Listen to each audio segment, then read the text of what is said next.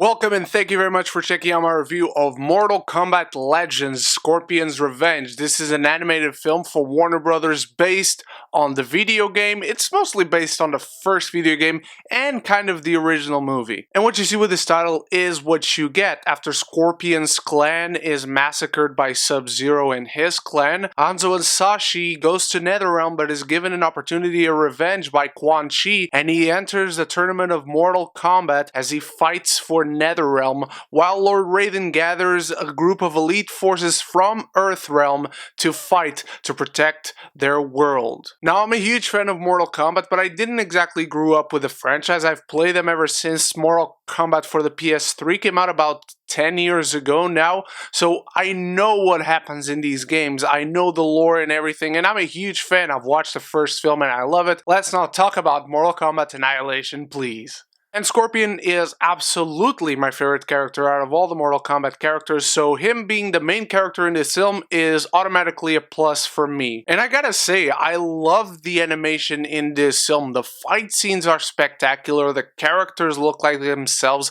and look distinct from one another, they move distinctively as well. And this film is fucking brutal. This film is like the games. Of course, it's different types of animation, they're not trying to make them look like live action people, much like the games are trying to. And this film is not for kids. Do not allow your children to watch this film, please, for the love of all that is holy. I also love that it has a very distinct animated look to it. I was afraid that because it's from Warner Brothers, it was going to look a lot like the DC animated films that also go direct to DVD and Blu-ray, and it really doesn't. This film looks like Mortal Kombat. First of all, it's very easy to root for Scorpion and for his revenge, and just to see him wreck fools throughout this film is entertaining as shit. And I don't want to get a lot into it because this is spoiler free. I don't want to spoil anything for anyone, even though I personally knew what was going to happen because I played the video games, I saw the live action film from the 90s. I don't want to assume that people watching this review just know the lore and the characters and the story of Mortal Kombat. So, like always, this is spoiler-free. But it's great to see how they really embraced the lore and the events of Mortal Kombat, because they clearly set up a sequel, which I'll get to it more in a little bit. The events of this film really play out to make its own contained story, but also open it up because they really embrace the lore. They ingest as much lore as possible into this film, as many characters as possible into this film, and I couldn't be happier. We also follow Liu Kang and Sonya Blade and Johnny Cage as they're the defenders of Earthrealm, as well as Raiden. Raiden doesn't do much in this film, but when he does something, whenever he is on screen, he is an imposing figure. The voice acting from him is awesome, his look is awesome, and the little action that you get to see from him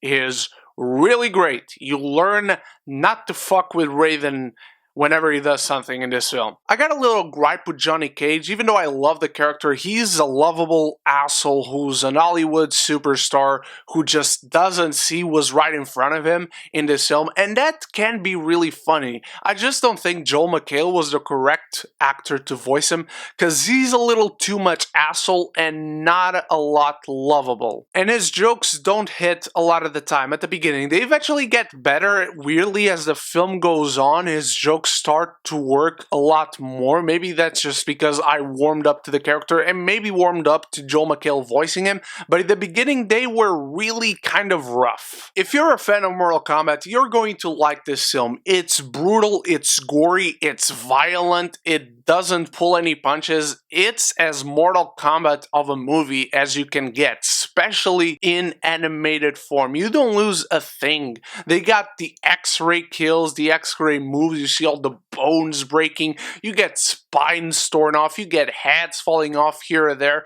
It's just Mortal Kombat. And as far as issues with the film itself, there are a couple of moments where these disposable characters just come in, the Black Dragon mercenaries come on, and I get that they're a part of the lore, but they just take a little too much time of the film. I get that it would have made the film a bit shorter, and the film is already only 80 minutes long, but if it flows better, just let the movie be shorter. As well as some random monsters characters that Sonya Blade and Johnny Cage have to fight to get to Kano at one point. Again, really entertaining to see all these fools get killed in the ways that they do get killed, but the pacing just kind of gets a little jumbled in those moments. And even though I know she's not a big part of the story, and I did love seeing her when she was on screen, Katana just suddenly shows up in one scene of this film, and then she's out for the rest of the film.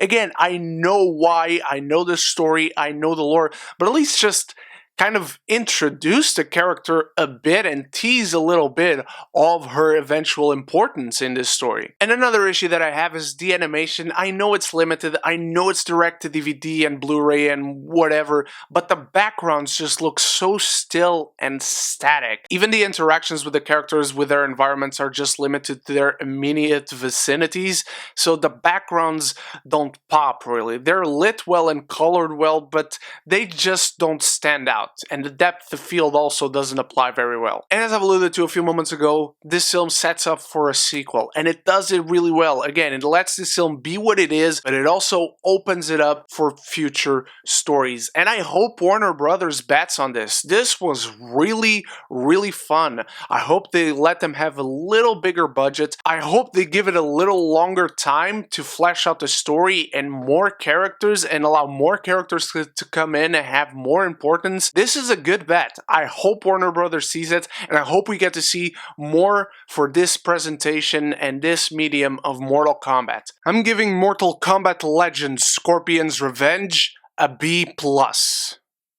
Thank you so much for watching, my beautiful geekies. You are the best. Let me know your thoughts on this Mortal Kombat film. Let me know your thoughts on the franchise. Who is your favorite character? And what do you like to see on more films following this one? Thank you so much. You are the best. I'll be back very soon with more reviews and a new episode of Geeks of the Round Table this week. We got a very good one prepared for you guys. I hope to see you there. And so until the next one, stay beautiful, stay geeky, and don't forget to subscribe and like the video because it really helps me and the channel out. But most importantly, above everything else, forever and always, love each other and love the movies.